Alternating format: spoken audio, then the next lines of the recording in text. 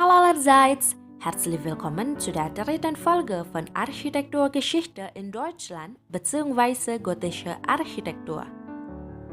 Di episode kali ini, kita akan membahas mengenai arsitektur gotik dan ciri khasnya, serta bangunan terkenal dengan arsitektur gotik di Jerman.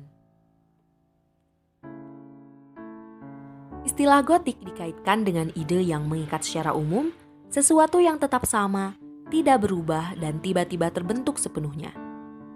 Meskipun gotik mengikuti romanik, akan tetapi gotik tidak berpedoman pada arsitektur antik. Sie hatte ihre Blütezeit ungefähr vom 12. bis 15. Jahrhundert.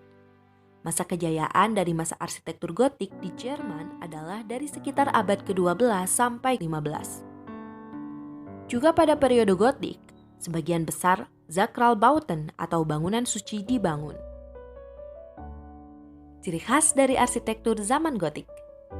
Fitur utama arsitektur gotik adalah permukaan dinding luar sebagian besar ditembus oleh jendela, dan ketebalan dinding serta masa kubah dikurangi seminimal mungkin. Untuk mencapai hal tersebut, fitur-fitur arsitektur yang diperlukan sekaligus menjadi ciri khasnya adalah der Spitzbogen. Spitzbogen merupakan lengkungan yang dibangun dari dua lingkaran dengan satu titik. Jadi lengkungan tidak berbentuk busur karena bagian atasnya meruncing. Dalam arsitektur, Spitzbogen dianggap sebagai elemen sentral dari periode gotik. Die Kreuzrippengewölbe. Kreuzrippengewölbe merupakan bagian konstruksi dari kubah atau kerangka kubah gotik, di mana panel non-penyangga beban dibangun sama besar dan saling berpotongan. Tulang rusuknya dirancang secara dekoratif pada periode gotik akhir. Das Strebewerk. Strebewerk adalah konstruksi kerangka yang sangat khas dari konstruksi gereja gotik. Strebewerk berfungsi untuk mendistribusikan gaya geser dari atap dan kubah dan merupakan elemen struktural dan desain utama dari katedral gotik.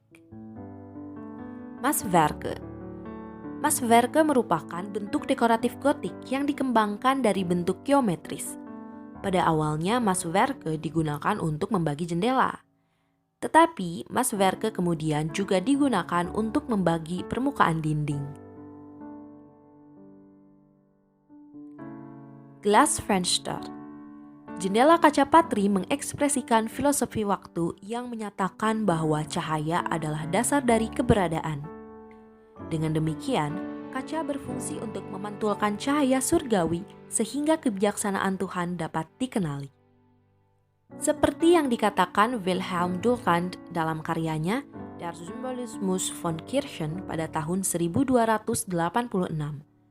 Jendela kaca patri di gereja adalah kitab suci yang menahan angin dan hujan, yang berarti semua hal yang menyebabkan rasa sakit. Tetapi yang mengirimkan cahaya matahari yang benar, yaitu Tuhan, ke dalam hati orang yang beriman. Mereka lebih luas di dalam daripada di luar, karena rasa mistik lebih dalam dan melampaui makna. Juga jendela mengungkapkan indera tubuh yang harus ditutup untuk kesombongan dunia dan dibuka untuk secara bebas menikmati karunia roh untuk menerima. Hohe Türme. Gotik terkenal dengan menara-menaranya yang menjulang tinggi seperti Säule dengan puncaknya yang lancip. Gotik melambangkan kedekatan dengan Tuhan, sehingga terciptalah jenis konstruksi baru yang membangun nef yang sangat tinggi. Mereka berkubah dengan tulang rusuk yang besar. Struktur penopang yang dirancang dengan rumit memindahkan berat beban dinding dan kubah ke permukaan dasar tanah. Bangunan-bangunan terkenal dengan arsitektur gotik di Jerman. Kölner Dom. Kölner Dom adalah gereja induk dari Keuskupan Agung Köln, landmark kota dan situs warisan dunia. Batu pertama diletakkan pada tahun 1248.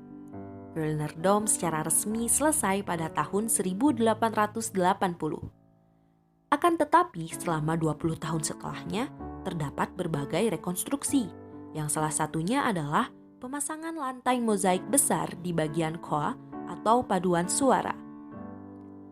Setelah Perang Dunia II pada tahun 1945 terdapat rekonstruksi katedral. Pada tahun 1996, Kölner Dom ditambahkan ke daftar warisan dunia UNESCO. Bangunan terkenal lainnya dari masa ini adalah Freiburger Münster dan Kirche St. Nikolai. So, das war's für heute. Vergiss nicht, das Instagram von Pasch Alumni Indonesien zu folgen, um am Mini-Quiz teilzunehmen. Sampai jumpa di episode selanjutnya. Bis dann!